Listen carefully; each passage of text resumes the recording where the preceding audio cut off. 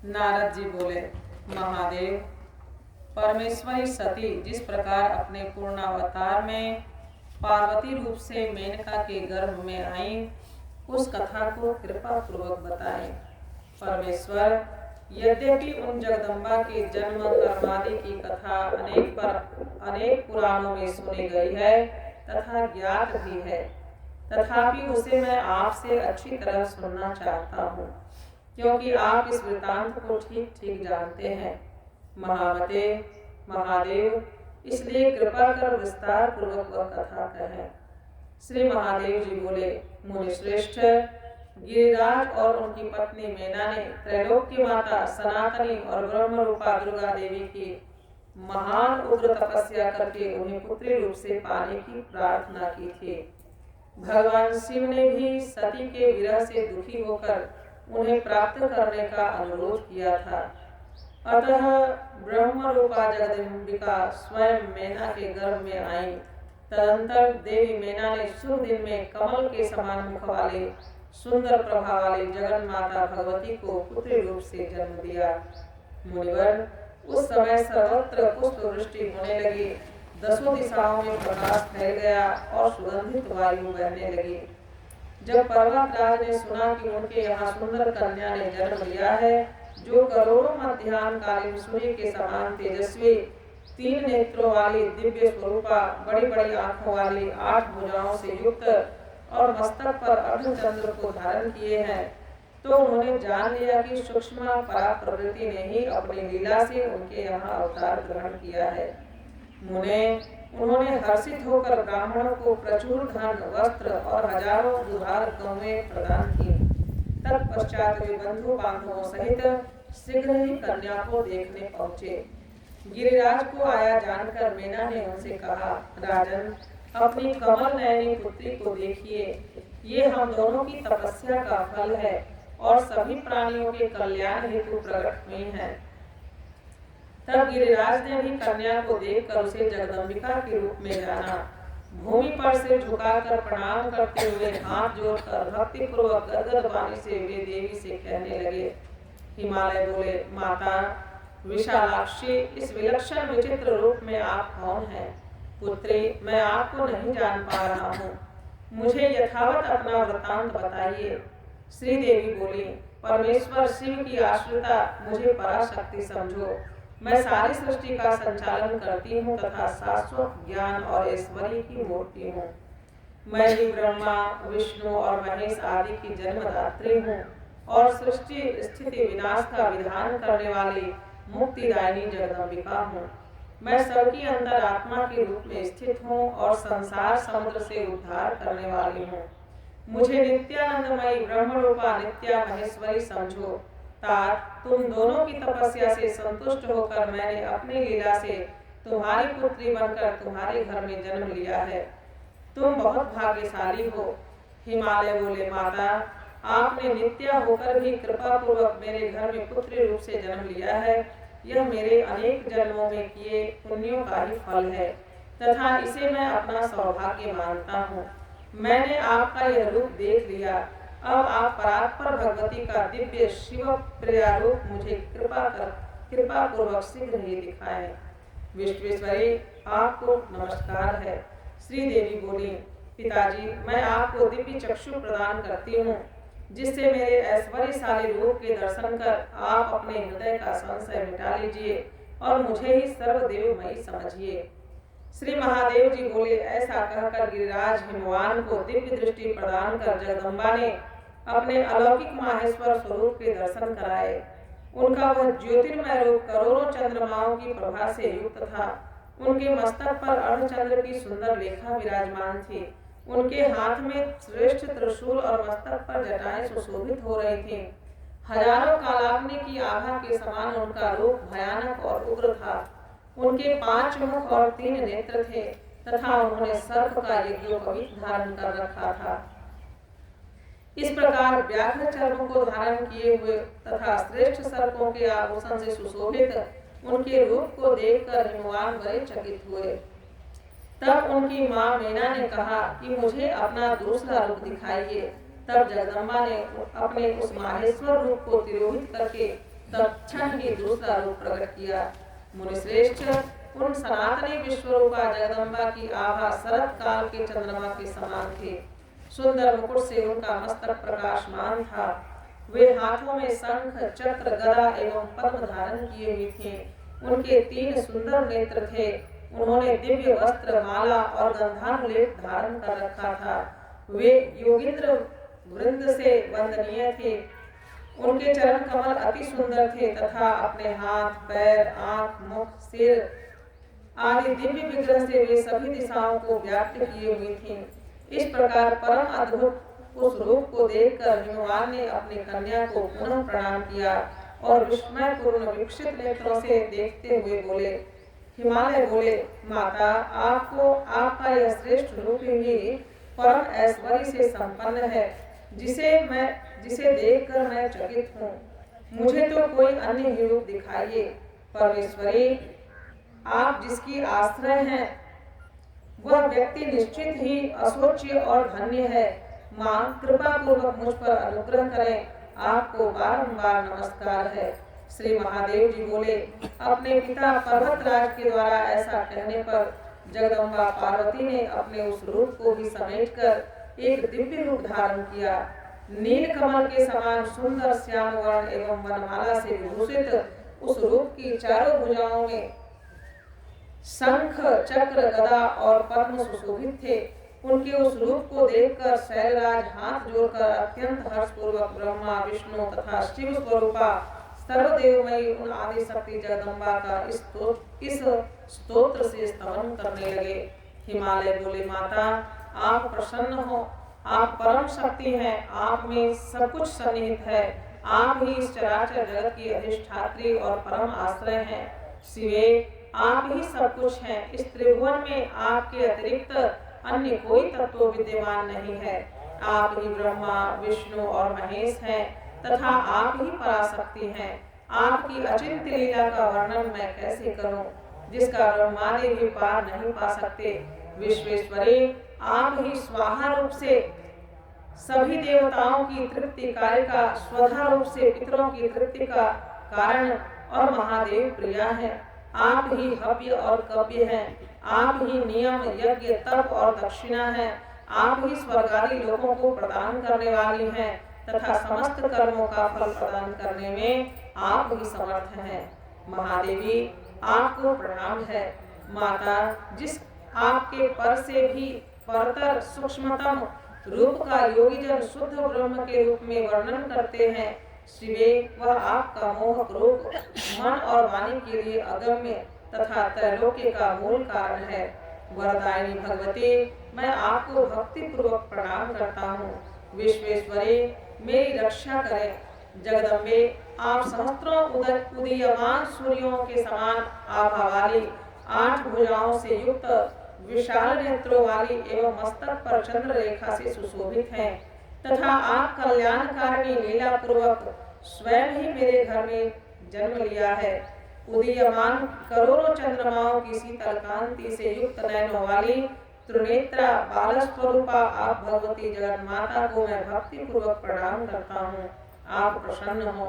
शिवे, आपका रूप चांदी के पर्वत की कांति के समान उज्जवल है। आपने सर्पराज का सुंदर आभूषण धारण किया है। दुर्जनों के लिए भय उत्पन्न करने वाले 5 मुख कमलों और भयानक 3 नयनों से आप सुशोभित हैं। अर्धचंद्र सहित जटाजूट को आपने मस्तक पर धारण कर रखा है। शरणदात्री विश्वजननी, आपको भक्ति पूर्वक मैं प्रणाम करता हूँ। अंबिके, आप प्रसन्न हो। भवानी, कोटि शरद चंद्र के समान उज्ज्वल रूप और दिव्य वस्त्राभरणों से आप सुशोभित हैं। आपका जगन मोहन रूप 4 दिव्य भुजाओं से युक्त है। ब्रह्मादि समस्त देवगण आपकी स्तुति करते हैं। माता, आपके चरण कमलों में मैं भक्ति पूर्वक प्रणाम करता हूँ। आप प्रसन्न हो। दुर्गे, जलधर की आभा युक्त नवीन और खिले हुए कमल के समान उज्ज्वल नेत्र वाला आपका रूप अपनी कांति से विश्व को विमोहित करने वाला है। आपके मुख पर मुस्कान सुशोभित है। आपके गले में वनमाला और अंगों पर रत्न जटित अंगद आदि आभूषण सुशोभित हो रहे हैं। जगत का उद्धार करने वाली देवी, मैं आपको भक्ति पूर्वक प्रणाम करता हूँ। अंबिके, कृपा करके आप प्रसन्न हो। जगदम्बे, आपके विश्वात्मक रूप और गुण को सर्वात्मना वर्णन करने में तीनों लोकों में देवता अथवा मनुष्य कोई भी सक्षम नहीं है। फिर मैं अल्पमति उसका कैसे वर्णन करूं? आप अपने स्वाभाविक गुणों से मुझ पर दया करते हुए अपनी परम माया से मुझे मोहित न करें। विश्वेश्वरी, आपको नमस्कार है। आज मेरा जन्म और तप सफल हुआ। जो त्रिलोक जननी आप मेरी पुत्री के रूप में आई। माँ, मैं धन्य और कृतार्थ हुआ जो कि आपने नित्य प्रवृत्ति होकर भी अपनी लीला से पुत्री भाव से मेरे घर में जन्म लिया। मैं मेना के भी भाग्य की क्या सराहना करूं, जिन्हें अपने सैकड़ों जन्मों के अर्जित पुण्य के प्रभाव से त्रिलोक जननी की भी जननी होने का सौभाग्य मिला है। श्री महादेव जी बोले, मुने, इस प्रकार गिरिराज हिमालय के द्वारा प्रार्थना करने पर पर्वतराज पुत्री सहसा पूर्व के समान सुंदर रूप में हो गई। मेना भी यह देखकर चकित हुई और अपनी पुत्री को ब्रह्म स्वरूपिणी जानकर गदगद वाणी से भक्ति पूर्वक ऐसा कहने लगी। मेनका बोली, माता जगदम्बिका, मैं न तो आपकी स्तुति ही जानती हूँ एवं न भक्ति ही, फिर भी आप अपने करुणामय स्वभाव के कारण मुझ पर कृपा करती रहें। आप ही इस संसार की सृष्टि करती हैं, आप ही सभी कर्मों का फल प्रदान करती हैं, आप ही सभी का आधार हैं और आप ही सभी को व्याप्त करके स्थित रहती हैं। श्री देवी जी बोली, माता, आपने और पिताजी ने उग्र तपस्या से मुझ परमेश्वरी को पुत्री रूप में पाने के लिए आराधना की थी। आप दोनों के उस तप का फल देने के लिए ही लीला पूर्वक मैंने नित्य प्रवृत्ति होकर भी हिमालय के द्वारा आपके गर्भ से जन्म लिया है। श्री महादेव जी बोले, मुनि श्रेष्ठ, तब गिरिराज हिमालय ने उन देवी को बारंबार प्रणाम करके हाथ जोड़कर ब्रह्म विज्ञान विषयक अपरोक्षानुभूति संबंधी ज्ञान की जिज्ञासा की। हिमालय बोले, माँ, आप बड़े भाग्य से मेरी पुत्री के रूप में आई हैं। यह आपकी लीला ही है, क्योंकि आप ब्रह्मादि देवगण और योगियों के लिए भी अगम्य और दुर्लभ हैं। महेश्वरी, मैं आपके चरण कमलों की शरण में हूँ। माँ, चूंकि आप काल की भी काल हैं, इसलिए आपको लोग महाकाली कहते हैं। आप मुझे कृपा पूर्वक उस उत्तम ब्रह्म विद्या की शिक्षा दें, जिससे मैं इस अपार संसार सागर को सरलता पूर्वक पार कर जाऊं। श्री पार्वती जी बोली, पिताजी, महामते, सुनिए, मैं उस योग का सार बताती हूँ जिसके जानने मात्र से प्राणी ब्रह्म स्वरूप हो जाता है। सद्गुरु से मेरे मंत्र को ग्रहण करके स्थिर चित्त हो साधक को शरीर, मन और वाणी से मेरा ही आश्रय ग्रहण करना चाहिए। मुमुक्षु उत्तम साधक को चाहिए कि वह मेरे ही चित्त और प्राण को लगाए। मुमुक्षु उत्तम साधक को चाहिए कि वह मेरे में ही चित्त और प्राण को लगाए रखे, तत्परता पूर्वक मेरे नाम का जप करता रहे, मेरे गुण और लीला कथाओं के श्रवण में लगा रहे, वह मुझसे वार्तालाप करने वाला हो और मुझसे शाश्वत संबंध बनाए रखे, तथा राजेंद्र, वह उत्तम साधक मेरी भक्ति में परायण होकर अपना चित्त मेरी पूजा के प्रति अनुरक्त रखे। उसे श्रुति तथा स्मृति में बताए गए अपने वर्णाश्रम धर्म के अनुसार विधि विधान से मेरी पूजा और यज्ञ आदि संपन्न करने चाहिए। सभी यज्ञ तप और दान से मेरी ही अर्चना करनी चाहिए। ज्ञान से मुक्ति होती है और भक्ति से ज्ञान होता है। धर्म से भक्ति का उदय होता है और यज्ञ यागादि धर्म के ही रूप हैं। इसलिए मोक्षार्थी को धर्म रूपी यज्ञार्चन आदि के लिए मेरे इस रूप का आश्रय लेना चाहिए। पिताजी, सभी आकारों में एकमात्र मैं ही विद्यमान हूँ और स्वर्ग के देवता मुझ सच्चिदानंद रूपा के अंश से ही उत्पन्न है। इसलिए वेदोक्त सभी कर्मों से भक्ति पूर्वक मेरा ही अर्चन करना चाहिए। बुद्धिमान व्यक्ति को अन्य कोई विचार नहीं करना चाहिए। इस प्रकार अनासक्त भाव से कर्मों को संपन्न करके विशुद्ध अंतःकरण वाले मोक्षार्थी साधक को आत्मज्ञान की प्राप्ति में निरंतर प्रयत्नशील होना चाहिए। पुत्र मित्रादि से संबंधों में अनासक्त होकर वेदांत आदि शास्त्रों के अभ्यास में दत्तचित्त रहना चाहिए। ऐसे साधक को काम क्रोधादि विकारों का तथा सभी प्रकार की हिंसा का पूर्ण रूप से त्याग करना चाहिए।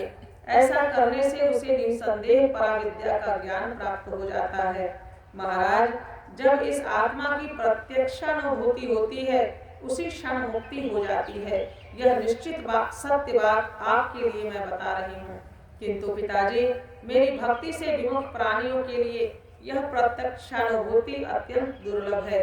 इसलिए मोक्ष साधकों को यत्न पूर्वक मेरी भक्ति में ही संलग्न रहना चाहिए। महाराज, आप भी मेरे बताए अनुसार करेंगे तो संसार के समस्त दुखों से कभी बाधित नहीं होंगे। हिमालय बोले, माता, वह कैसी विद्या है जिससे मुक्ति प्राप्त होती है? महेश्वरी, आत्मा क्या है तथा उसका स्वरूप क्या है, यह मुझे बताइए। श्री पार्वती जी बोली, तात महामते, सुनिए। संसार से मुक्ति दिलाने वाली जो विद्या है उसके स्वरूप का मैं संक्षेप में वर्णन कर रही हूँ।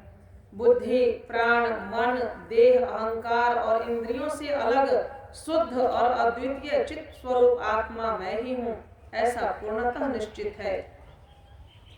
जिस ज्ञान के द्वारा आत्मस्वरूप का सम्यक अवबोध होता है वही विद्या है और उसी विद्या को ध्यान भी कहा जाता है।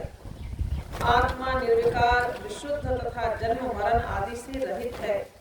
वह आत्मा बुद्धि आदि उपाधियों से रहित चिदानंद स्वरूप, आनंदमय, परम प्रभायुक्त, पूर्ण तथा सत्य ज्ञान आदि लक्षणों वाला है। वही एकमात्र अद्वितीय सर्वश्रेष्ठ आत्मा अपने प्रकाश से सभी प्राणियों के सूक्ष्म देहादि को प्रकाशित करते हुए सम्यक रूप से सबके भीतर विराजमान है। गिरिराज, इस प्रकार मैंने आपसे आत्मा के स्वरूप का वर्णन कर दिया। मनुष्य को एकाग्रचित्त होकर इस प्रकार के लक्षण वाले आत्मा का नित्य चिंतन करना चाहिए। देह आदि अनात्म पदार्थों में आत्मबुद्धि का परित्याग कर देना चाहिए, क्योंकि वैसी बुद्धि राग, द्वेष आदि दोषों का मूल कारण है। राग, द्वेष आदि दोषों से दोष युक्त कर्म ही संभव है। उनसे प्राणी जन्म मरण की प्रक्रिया से निरंतर बंधा रहता है। अतः शरीर आदि अनात्म पदार्थों में उस आत्मबुद्धि का परित्याग कर देना चाहिए।